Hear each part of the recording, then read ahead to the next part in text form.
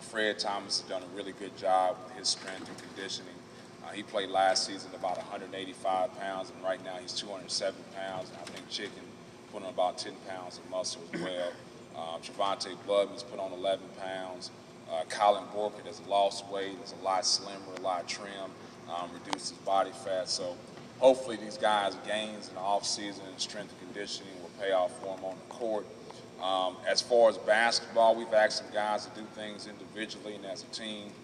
We've really concentrated on Chicken, reducing his turnovers. I know that he's not going to play point guard for us this year, but he also had to make sure he reduced his turnovers to give himself a chance to be a good player and for us to be a good team. I think with Fred Thomas now, with his added strength, hopefully that'll transition to him making better decisions as far as like shooting the basketball. I thought a lot of times when he came off of cuts, because he was so physically weak, he got rolled off of cuts and wasn't on balance for his shot, so I think that will help him.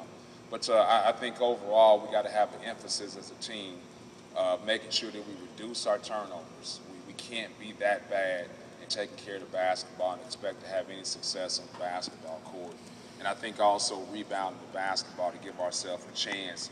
I think I told our team we play defense too hard and too tough to give up at the end a defensive rebound by not going to get the basketball. So hopefully our guys will put all that into fruition. So questions?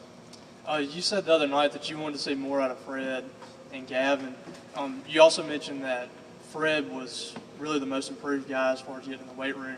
What did you see from him going against guys that weren't guys in practice, and you finally got to see him go up against another team? What did you see from him the other night? Well, I think he's got to be a consistent scorer for us. I think Fred has a talent to go out and be a guy who can get, 15 points a night.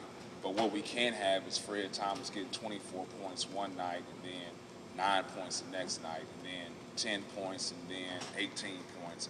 I want him to be a consistent scorer because we need a consistent perimeter threat. And I think Fred will be a good shooter. Now, the percentages don't say that if you look at his percentages from last year, but I think if anybody looks at his stroke, he has a chance to be a good shooter. So we just need consistent performance as far as him being an offensive threat for us. Coach, just talk about how different it is looking back on last year's season opener going into this year's season opener with your team, and personally for you as well. Well, I think the one thing that's always still a concern for us at this point in time is our depth. Our front line is very thin. We only have 3 guys who can really play that position. And if forced into that role, Andre Applewhite is going to be our third man. But we don't want that to happen. But I'm really concerned with the way the officiating has changed and the emphasis that we don't put our guys in harm's way at that position, at the front court position. So that's one thing. The depth is still a concern as compared to last year. But I think the one thing that's different, obviously, is we know what we are now. I think last year I didn't know what my team's strengths and weaknesses was. I didn't know what our guys' individual strengths and weaknesses were. So I think going into this season, as far as our first game, we actually know our personnel, and I know what to expect out of guys to a certain extent.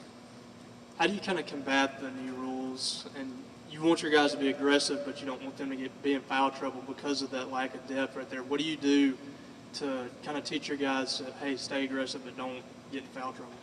Well, what we've done is we've had a lot of games in practice. We've brought in officials to officiate our practice quite a bit. And one thing is they always look at the coaching staff when they call a call because we're actually not officials, but we want to bring in guys who actually are officials, and we had them officiate our practices quite a bit.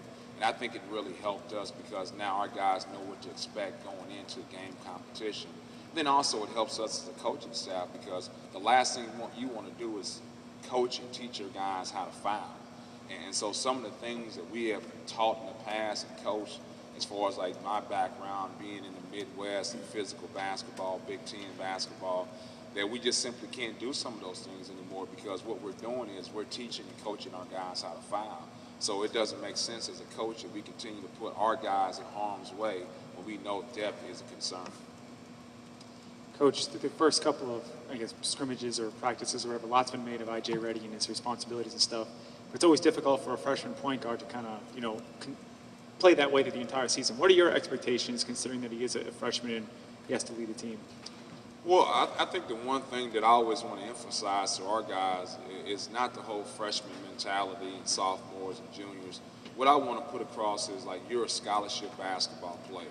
And so if you're a scholarship basketball player and you're thrust into a situation where you're going to play these minutes, that you have to be able to handle them. I think the one thing that's kind of true about IJ is the fact that he's prepared himself to have success on the basketball court by the way he conducts himself in the practices, in the weight room, in the conditioning.